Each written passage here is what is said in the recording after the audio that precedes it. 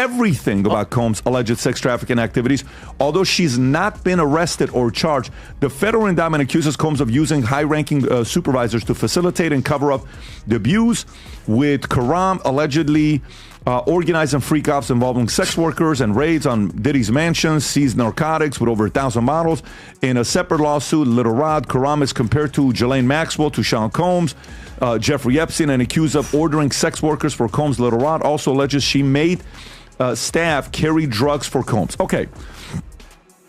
At this point, everyone knows Diddy's done. It has been reported that an individual has allegedly been sentenced to life imprisonment, meaning they will spend the remainder of their life in prison. Meanwhile, Diddy could potentially face several years behind bars due to serious legal charges or allegations in an ongoing case. There's really no deal that the U.S. Attorney's Office can offer, and it's certainly not one that Diddy will accept. It would involve decades in federal prison. We're talking about mandatory minimum sentences of 10 years for both the drug charges and the sex trafficking. So we know that Diddy has fought charges before. There were state charges, there were gun-related, the nightclub shooting with J-Lo, but he's going to dig in his heels, and this case is going to trial. So if you're prosecutors, you really want to make sure that your evidence is bulletproof before you go down that route. Surveillance footage reveals Diddy being arrested at a Manhattan hotel last week. Senior investigative correspondent Aaron Key is reporting live from the scene of the incident. Now, the Sean Diddy Combs investigation. New surveillance video shows Combs being taken into custody in a Manhattan hotel last week. Our senior investigative correspondent. Diddy will remain in jail after a judge denied his bail request, rejecting his appeal for release while awaiting further legal proceedings. American rap mogul Sean Diddy Combs has been denied bail as he awaits trial on federal charges. Combs pleaded not guilty to racketeering, sex trafficking and transporting for prostitution in a New York court. Prosecutors allege the 54-year-old created a criminal enterprise through his business empire, which he has allegedly run since about 2008. They claim Combs gave victims a variety of party drugs during extended sexual performances, and that he used his business associates, staff and other personnel to help conceal his abuse. His lawyer says he'll appeal the decision to hold the rapper without bail. If convicted, Combs faces a minimum of 15 years in prison. A former warden has raised concerns about Diddy's safety and well-being in jail, citing potential risks from the conditions or threats he might face while incarcerated. You say his fame makes him a target. Yes, in my humble estimation, his life, his safety is in jeopardy in any correctional lockup right now.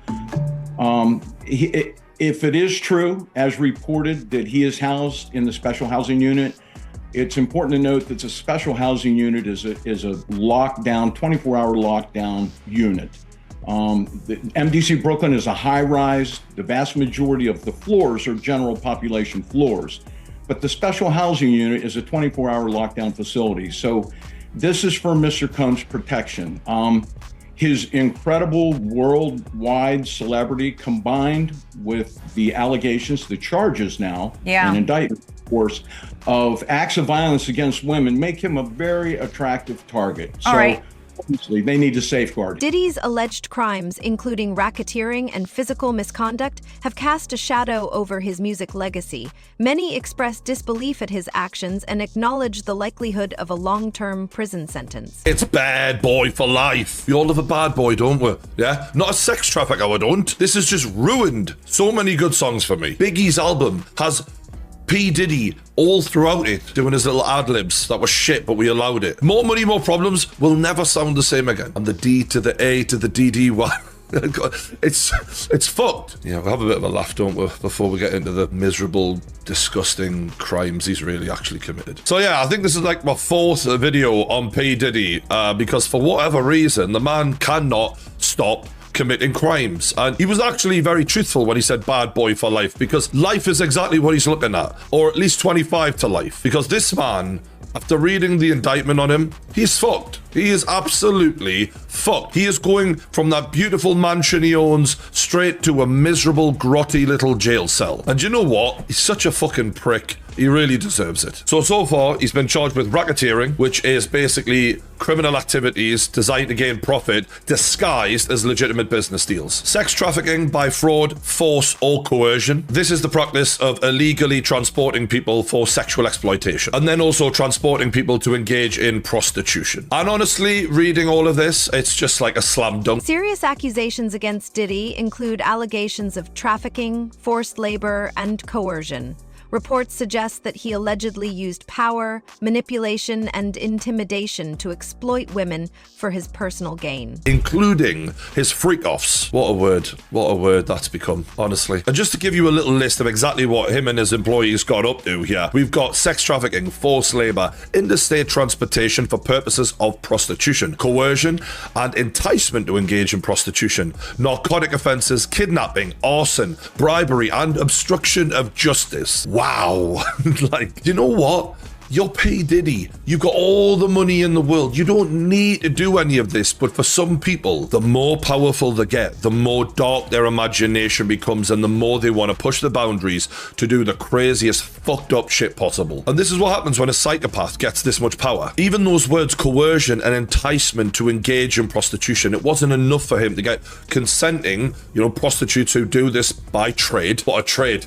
Do you know what I mean? I don't remember that in my apprenticeship. But people who do this for a living anyway. It was fun for him to take people who would never ordinarily have been a prostitute into that so that they could become his toys. And by the sounds of it, P. Diddy and his employees would do whatever it took to get women into his inner circle to participate in whatever fucked up shit he was into. He would use threats. He would use intimidation. He would even use the offer of a romantic relationship, that lover boy method that Andrew Tate made famous. Talia Graves has filed a lawsuit alleging that Diddy and his bodyguard drugged, restrained, and assaulted her in 2001, while also filming the incident.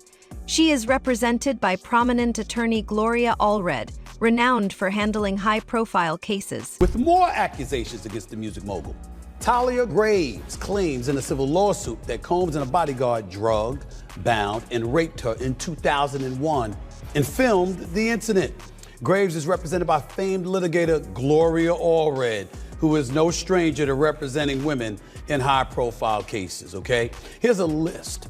We're speaking of Gloria Allred here, okay? Here's a list of just some of the women she's represented in the past. Look at this list right here. O.J. Simpson trial, remember that Scott Peterson trial, Tiger Woods scandal, Bill Cosby scandal, Anthony Weiner, former representative out of New York. Remember that? All of that stuff happened. That's who she's represented. Allred represented Amber Frey, the girlfriend of Scott Peterson, who was convicted of killing his wife and unborn son. And most notably, she represented more than half of the 50-plus women who've accused Bill Cosby of rape and molestation. Diddy Combs' arrest on charges of physical abuse and racketeering has sent shockwaves through the hip-hop community, sparking widespread debates about his actions. The allegations also include claims of drug abuse and manipulation involving his former girlfriend, Cassie Ventura. The arrest on sexual abuse and racketeering charges of Sean Combs, known alternately as Puffy or Diddy, sent shockwaves through the hip-hop world and is sparking vigorous debates online about who knew what, when, and for how long, and who else might have been involved. Combs insists he's innocent, but a judge rejected his lawyer's bail proposal because he had concerns that Combs might try to tamper with witnesses. Combs' downfall was years in the making and involved the abuse of Cassie Ventura, his former girlfriend, and others. According to friend of the show Teray, who has new reporting on what led to the downfall of Diddy, Combs' descent into darkness was due in part to, quote, drug abuse. It's central to why he's now facing a mountain of serious charges. When Diddy and Cassie were together, he dragged Cassie down into addiction. After she left him, someone said, she went to rehab to get control of her life, which led to a process of healing. Not just from the drugs, but from the abuse. From there, she found the courage to speak up. Joining me now is Teray, who, as I mentioned, has been reporting about Diddy on his Substack, Culture Fries, and on his Teray Show podcast. Teray, my friend, talk about more that you learned about what led to Diddy's downfall. Well, Cassie was recording an album for about 10 years. She made a ton of songs, she made collabs, she had producers. She thought she was actually working on an album. that was ultimately a giant pacifier to keep her happy while Diddy was actually using her for other things. The racketeering charges suggest that multiple individuals may have been involved in Diddy's alleged crimes. This raises questions about who else participated, with some possibly cooperating with law enforcement while others remain silent, potentially out of fear. You know, racketeering implies that there are more than one person involved, though. Is there, and that is the question a lot of people are asking, is who else is involved in this? There are other people within Diddy's operation who we can point to as playing a major role as far as security, as far as procuring things, as far as getting people into his orbit. I would imagine that many of those people are currently talking to federal law enforcement, trying to save themselves from going to prison. Others are sitting there nervous. Not everyone is talking. Diddy Combs is currently being held at Brooklyn's Metropolitan Detention Center, a facility known for its harsh conditions and incidents of violence. His lawyers are seeking bail, citing serious concerns about his safety while he awaits trial. Sean Diddy Combs is locked up in a federal jail that has been plagued by harsh conditions and violence. The Metropolitan Detention Center in Brooklyn has seen multiple deaths in recent years. An inmate was stabbed to death in July, and several others have died by suicide. It's these reasons, among others, that Combs' lawyers are fighting to get him out of there. They want him released on bail rather than being kept in jail while he awaits trial on sex trafficking charges. Combs is just the latest high-profile defendant to be locked up at MDC Brooklyn. Once powerful and dismissive of others, Diddy now faces challenges in prison, having to follow orders from those with more authority. His future may depend on striking a deal to avoid a life imprisonment sentence. Puff always had a problem of listening to people that he thought that was less than him. And now he got to listen to people that got power over him, but never had as much as he had. He's gonna have a big problem in the prison system. He's gonna have a real big problem in the prison system, bro. And having to listen to those COs and having to listen to everybody from a person that had all the power in the world that we thought, now seem like the tables is turning. If these people have it this their way, he's gonna be spending the rest of his life in the prison system. He better hope that they want to make a deal, but I don't think so, or they want somebody else. He better hope, and he got something to offer them. People have called for authorities to investigate Kim Porter's death. Before her passing, she reportedly shared a drive containing notes and diary entries, which have since been published as a book, prior to Diddy's arrest. People have been calling for the authorities to open up an investigation into the death of Kim Porter. However, before she died, it is reported and said by a publisher that she gave some friends a drive featuring notes, her diary entries. And now that has been published online.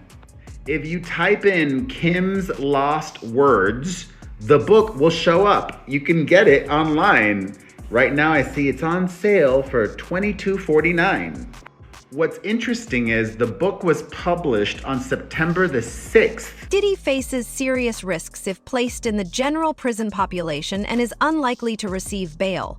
Moving him to a safer facility is a complex process, making his release appear bleak. If he makes it to GP, general population, someone's going to stick a knife in him. They're going to put some bars of soap in a sock and boom, they're going to pop him over the head and split his head open like a watermelon. They cannot GP him at all. And this nonsense about him getting bail, they're never going to give him bail. He wants to go to Essex County, New Jersey, to go to a cushy jail there. Remember, he's not a federal inmate. He's a U.S. Marshal detainee. So they just house him at MDC. And in order to send him to Jersey, they would have to transport him back and forth several times a week with like 6 marshals. They put him in one car and there'd be a car behind him and a car in front of him. They're not going to do that. So his life essentially at this point is just screwed. Stephen A. Smith mentioned on his podcast that Diddy's life could be at risk while in prison, emphasizing the severity of the situation. Meanwhile, Suge Knight, remember him? Death Row Rex, remember him? He decided to share some advice with Diddy on his show. Yes, he does have a show from prison. It's called Collect Call with Suge Knight. Here's what he had to say. Look at these quotes. Quote, "I'll tell you what, Puffy, your life is in danger because you know the secrets of who's involved in that little secret room you guys are participating in. You know they're going to get you if they can. Puffy, I'm going to give you some real advice. 2 quick things. You got to make a decision. I'm going to have videotapes on you. I'm going to have audio tapes on you. I'm going to have evidence where you're going to have to capitulate to my demands, so you're going to need to do what I want you to do. That's extortion." It also mentioned murder. What do you think Al B. Sure is alluding to? Kim Porter's gone. The mother of 3 children from P. Diddy is gone. And Al B. Sure goes on his Instagram page with 3 separate Instagram posts bringing this stuff up, imploring the society and the communities at large, particularly the hip-hop and R&B community. MDC and Essex County jails are known for their dangerous conditions, with Essex being notorious for violence and gang control. Diddy may face serious threats unless he is placed in protective custody. MDC is worse than it was then, all right? But let me tell you about Essex County. Essex County.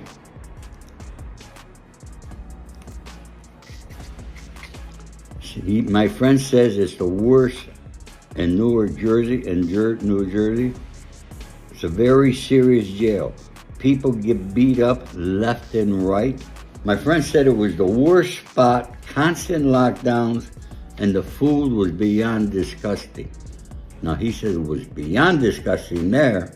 He's saying that it was great in MDC when we were first there, and it was disgusting. All right? But he said it might be better for him because MDC is really fucked up now, and the MS-13 are controlling. From what I hear, MS-13 is now controlling MDC. These are folks, this is information that came from somebody who just got released and knows these prisons. So I don't know why this attorney wants to get him transferred from MDC to Essex. It's like from worse to worse. A notable difference for Diddy is the stark transition from his extravagant lifestyle to the simple and unappealing reality of prison food. Used to eat delicious things like duck and chicken, but now it's downgraded to some potatoes.